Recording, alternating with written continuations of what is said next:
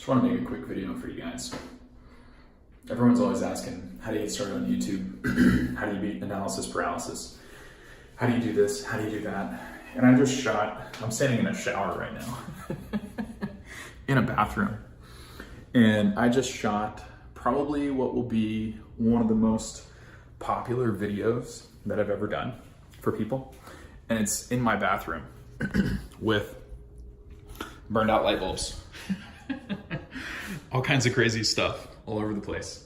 You know, nothing really fancy. Is my bathroom nice? Could it be fancy? Sure.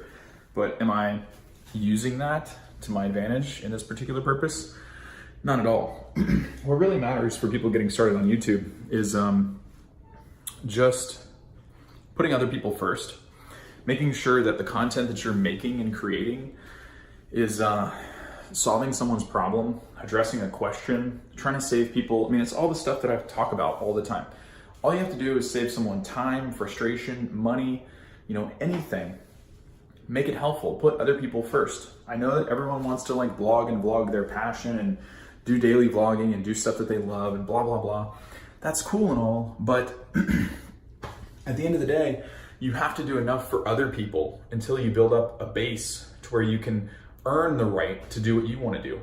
I know a lot of people don't like when I say that, but it's true. You've got to build up a foundation. You've got to allow people to be helped enough by what you're putting out in order to do what you want to do. And, you know, there's exceptions to the rule to this all the time, right? What I'm saying, you could easily contradict, right? But at the end of the day, for people that are getting started, it's always the same questions. It's always the same fears. And you know how I know? Because I had them. My camera wasn't good enough.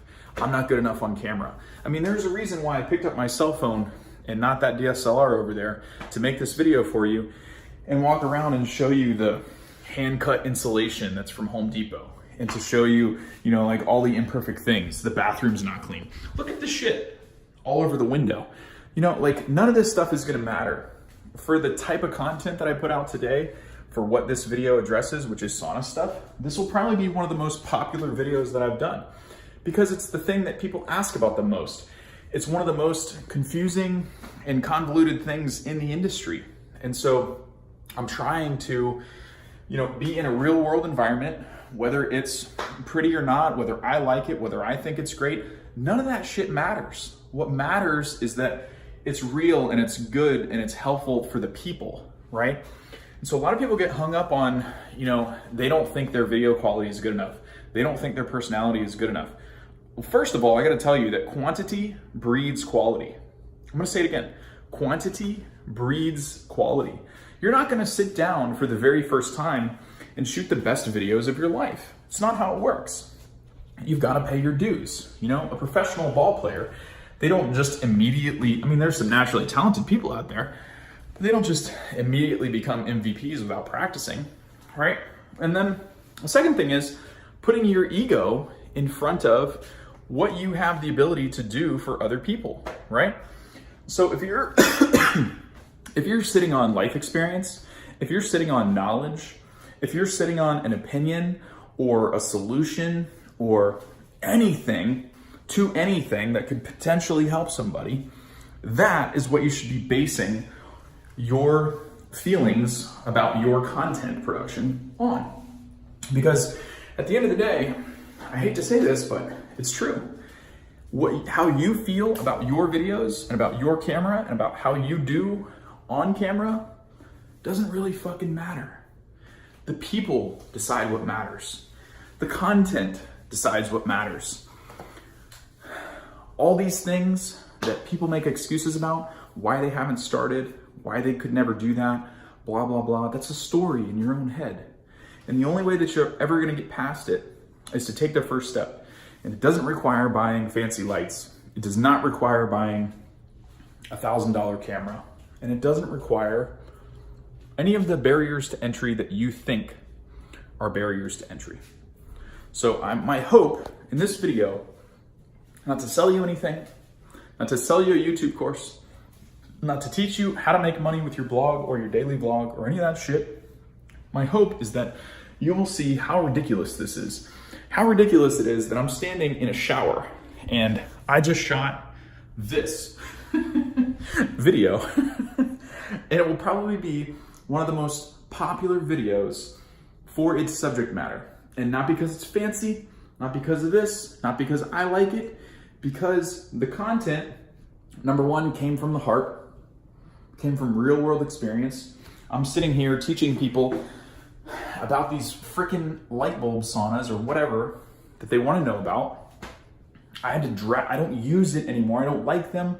I don't care. You know, this stuff, it's what other people want. It's not what I want. You know, I don't even use them anymore. I had to drag them out in order to make this video for people. I had to set this, you know, stage up because this is how I used to use them, right? And so I don't like it. It's inconvenient for me. It's not what I use today. It's not profitable to do this. This is not a profitable video to make. I don't sell these, right? Sure, you're building brand and you're expanding, you know, reach with content production and stuff. But if the sole idea of it was just about me or what I wanted or advancing something for me personally, this is not what I would choose to do. I would make it more professional. I would make it about something that I sell. I would make it salesy. I would do, you know, something else. But at the end of the day, this is a classic example of how anyone, it doesn't matter what it is. I don't give a shit if you have a knitting blog or if you have a hunting vlog or if dude, it doesn't matter. You could be a Smurf enthusiast or like a G.I. Joe collector or whatever. I mean, some of the toy channels on YouTube are some of the biggest channels in the world, and they make tons of money. But they didn't start out that way. They started out with one video, usually pretty crappy, with the person not knowing exactly what to do. But they said, you know what, I'm gonna do it. And the way that you can do that better is what I tell people all the time. Focus on other people first, forget about yourself, and then your duty, you know, whatever the subject matter is, your duty is to help them. Your duty is to put out that content because you're of service, right? And so a lot of people don't understand what it means to be of service. And that's one of the fastest ways that you can get started, remove your own ego from the process, and then also develop stuff that's really helpful for other people that will get shared on its own. So I hope that helps someone. There's no $1,000 YouTube course to buy at the end of this. You don't need one of these cameras to get started. I started out just like this, making videos on a much shittier cell phone than this. And as you can tell, you don't need a fancy studio. I mean, I'm standing in my bathroom, literally. This is a nice bathroom, but this is not the bathroom that I started with, you understand? Anyway, I just hope that inspires somebody to take the next step. If you've been putting off making videos, if you've been putting off helping people, if you have had self-doubt, or if you've been doubting yourself, or if you don't think you're good enough, you don't think you're good on camera, you don't think you've got the chops, or you think that so-and-so, this is another thing. I'll leave you with this. For me, and for a lot of other people, one of the things that stops us the most is seeing someone else do or already have previously executed on an idea that we've had, or something that motivated or inspired us to want to do. And then we see them do it, and we're comparing where we're at right now from where we see that person doing it. And there's usually a world of difference, right? And then all of a sudden, we doubt ourselves. We think, holy shit, I'm never gonna be as good as that person. I'm not polished. And your expectations are way up here for like the very first thing. And this is how perfectionism syndrome starts. And it should be how it ends. But unfortunately, the next cycle that takes place is usually analysis paralysis, because you have this vision of how things should be and it becomes ego driven, right? And so you're competing with this fake, false version of yourself, or fake narrative of how you think things should be. And it stops people from getting started and building enough momentum to where they can truly let their gifts shine through, or they can truly build up enough steam within their own locomotive, if you understand what I'm saying, to give themselves a fighting chance, you know? It's all story. It's in here. It's literally in here. There's nothing stopping you. Everybody has a cell phone. All cell phones have cameras on them these days. It's free to start. Literally, I'm gonna put out more content to try to help people, but today It's all about just motivation, just taking that chance. All you gotta do is make a few videos, you'll get the hang of it. Do it, do it, do it now, today.